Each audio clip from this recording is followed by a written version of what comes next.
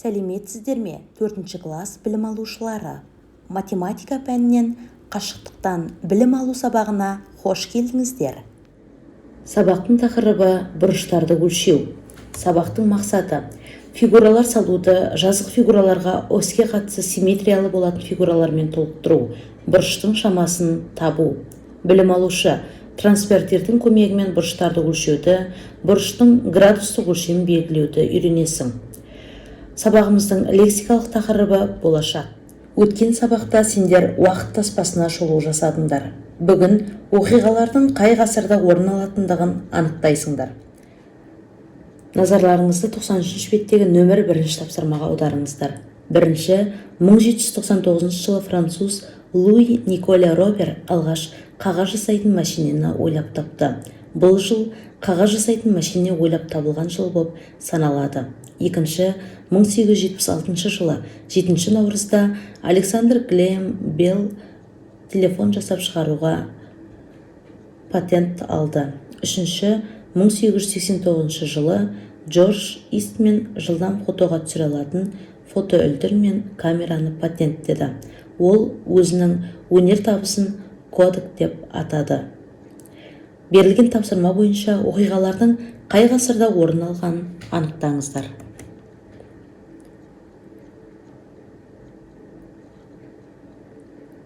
Әрине, дұрыс айтасыздар.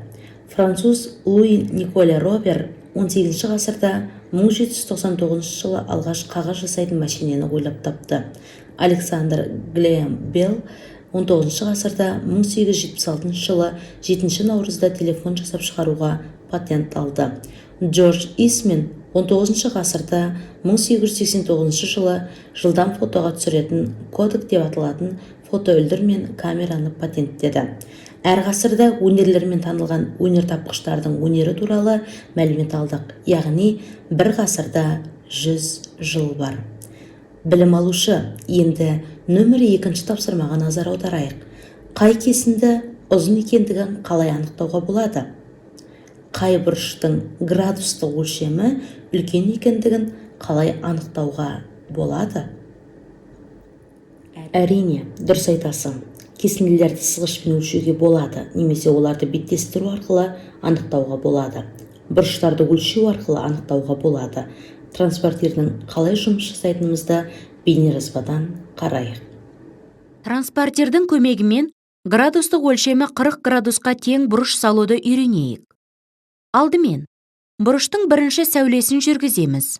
Ол үшін транспортердің центрін бұрыштың төбесіне дәл келтіріп, сәулені 0 градус арқылы өтетіндей етіп орналастырамыз. Транспортердің шкаласынан 40 градусқа сәйкес штрихты тауып, оның тұсынан нүктені белгілейміз. Осы нүкте арқылы өтетін сәуле сызамыз. Міне, градустық өлшемі белгілі бұрышты осылай салуға болады. Сонымен транспортер дегеніміз бұрышты өлшеуге арналған арнайы құрал. Ол мыңдаған жылдар бұрын пайда болды. Бұрышты градуспен өлшейді. Бұрышты өлшеу алгоритмі.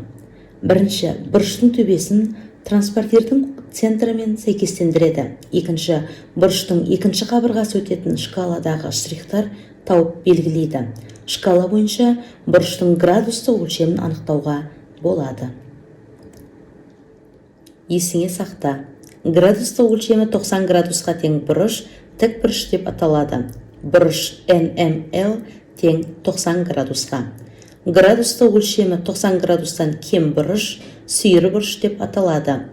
Бұрыш HGF тең 60 градусқа тең. Градустың өлшемі 90 градустан артық 180 градустан кем бұрыш доғалы бұрыш деп аталады. Бұрыш CVA тең 110 градусқа тең. Бұрыштық градустың өлшеу үшін транспортерді қолданамыз. 95-ші беттегі нөмірі 3-ші тапсырмаға назар аударайық. Берілгені. Оқушы MON бұрышын өлшеді. Нәтижесінде бұрыш MON тең 30 градус екені анықталды. Ол дұрыс өлшеді ме? Егер қате болса, ол қай жерден қателескенін түсінді. Олай болса, суретке назар аударамыз. Ол дұрыс өлшеді ме? Әлде қателесті ме? Анықтаймыз. Ойланамыз балалар. Әрине, дұрыс айтасыздар. MON тең 30 градусқа тең емес. Себебі ол MO мен ON сәулелерінің арасындағы бұрышты дұрыс өлшемеді. Ол ON сәулелерінің транспортерге дейінгі ара қашықтықты өлшеді.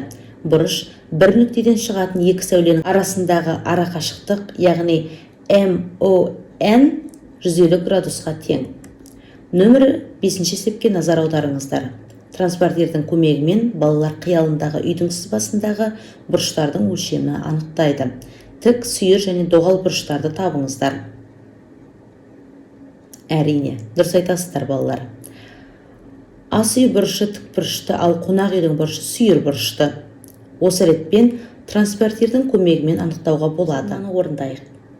Өзің сызып көр. Егер үш бұрыштың барлық қабырғаларының ұзындықтары белгілі болса, циркуль және сызғыштың көмегімен үш бұрыштың қалай сызуға болатынын қара.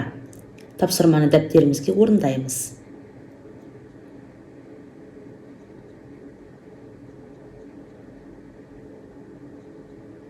Жарайсыңдар балалар. Білім алушы, сен осы сабақта бұрыштарды өлшеу алгоритмін білдің. Транспортердің көмегімен бұрыштарды өлшеп және бұрыштың градустық өлшемін анықтадың. Сонымен бүгінгі сабағымыз аяқталды. Бүгінгі сабақ саған пайдалы болды деп ойлаймын. Сау болыңыздар.